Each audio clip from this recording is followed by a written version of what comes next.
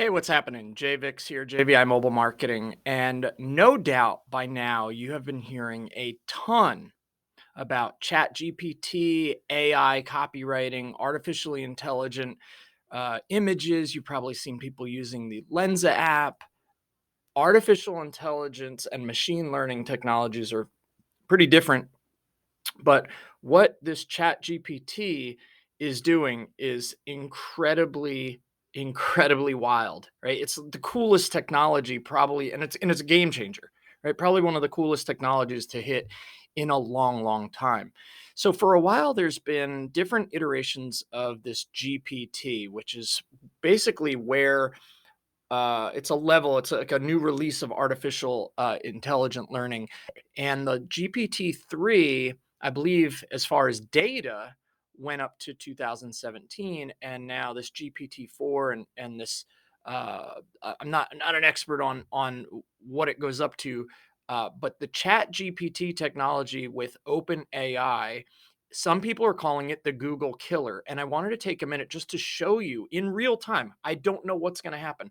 Want to show you a couple of examples. But first, I'm going to show you some that I do know what will happen because I've already done it.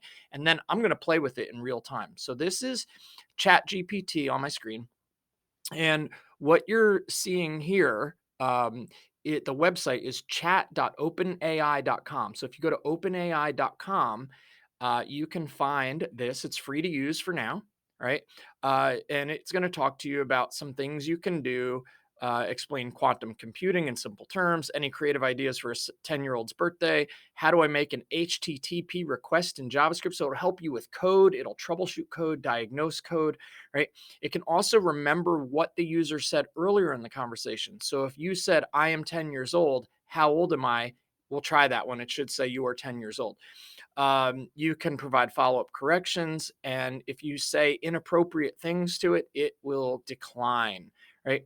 The only thing you want to be careful of is uh, it facts. Like if you're looking for statistics, it may give you incorrect information. That is one of the biggest limitations. Anything you have written with these AI tools, and there are several out there, anything you have written needs to be edited and proofread, right? So don't go create an article or blog post or write a book littered with incorrect facts, right? And just let AI write you this book and then have most of it be wrong, or it may produce biased content, right? So the last thing you want to do is be labeled some type of negative term, some type of ist, right? Because you didn't look over what the machine wrote for you. Right. So also anything after 2021, right? So I guess GPT-4 is up to 2021. So anything after 2021, like if you said um, who won the elections in November 2022, it's not going to know, right? So it only has information up to 2021. So let's play with this. Yesterday I was playing with it and I tried. Um, I asked, what are give me some, got any creative ideas for a 7-year-old's birthday? This is what it said. Here are a few ideas for a 7-year-old's birthday. Have a themed party, choose a theme, blah, blah, blah. Go on a scavenger hunt, have a movie marathon. It tells you what each of them are. Have a craft party, have a sports day. Hope these ideas give you some inspiration for planning fun birthday parties for the 7-year-old in your life. Then I said, write a video script to explain Facebook ads for beginners. Hi, and welcome to our tutorial on Facebook ads for beginners. In this video, we'll be covering the basics of creating and running a successful Facebook ad campaign. And it actually, from a high level 30,000 foot view, it got this right. I mean, it doesn't go into the mechanics of it, but it's a real beginning overview of what Facebook ads are and what you can do with them. So that's pretty neat. Then I ran into some issues with it. So the next thing I did is hang on, I'm getting a phone call. Yep, not going to answer that. So the next thing I did, let's see, I went into what is your name, and it said my name is assistant. I'm trained by OpenAI, blah, blah, blah. When is your birthday? She doesn't, or he doesn't, it doesn't have a birthday. Can you tell me who the 15th president was? The 15th president was James Buchanan, who served from 1857 to 1861. He was born here and became a member of this, blah, blah, blah, right? Um, I said, what is in cigarettes? Cigarettes are made from a blend of tobacco and various other substances. And it also talks about other things that are in it, right? So very interesting stuff. So what I want to do right now is I want to go to a new chat and let's ask Chat GPT. Let's just say hello. Let's see where we go with this. How can I help you today? Um, can you tell me who won the Super Bowl in 1994?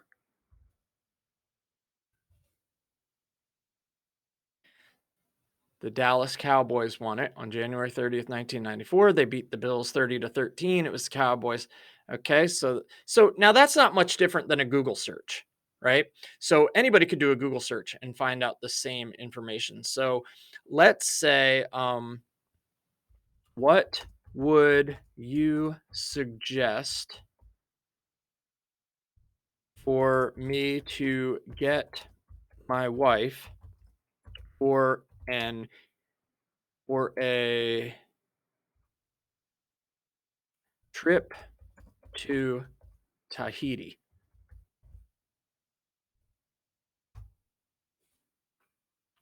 Many different things you could get.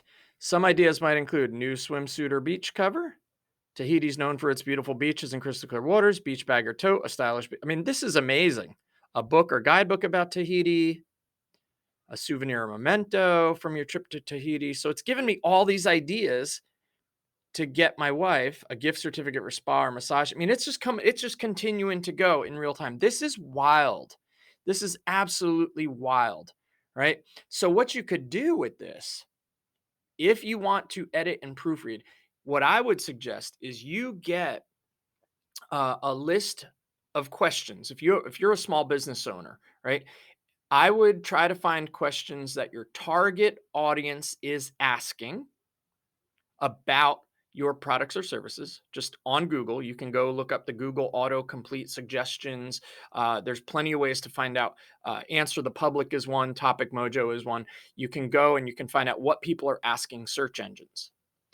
Then, once you have those questions, come in here and type those questions in and see what the answers you get are. Edit them, proofread them, rework them. It'll be a great starting point to answer those questions and then utilize that in social media. The one thing I strongly caution against is to take what this says word for word verbatim and not check it and to just copy and paste. This is a great starting point. I'm sure it's going to get better and better over time, but this is the future. So if you're a copywriter or a content creator, do I think that AI is going to come take your job away? No, no, I don't. I think that it's going to push you. You're going to have to get better, right? You're going to have to get really, really creative and get better at it. But I think it's a tool. Remember that this is a tool that you should use to help you in your business, right? Now, think about it this way. If you had to dig a hole, right? If you threw on some gloves and you started using your hands to dig into the dirt, you probably could get a hole dug, right? You probably could do it manually by brute force, just using your hands. You could probably dig a hole. Wouldn't it be easier to use a shovel? Right? Look at this as the shovel, right? Look at this to help you do things faster, to get things started quicker. Instead of staring at a blank page, use this as inspiration, right? And utilize this to help you grow your business. If you need more ideas or you're not quite sure how you can use it specifically in your business, reach out to me, comment, tell me, email me, and I'm happy to have a one-to-one chat with you and give you some great ideas to how you can use AI and the GPT technology in your business for your marketing. Take care, everybody.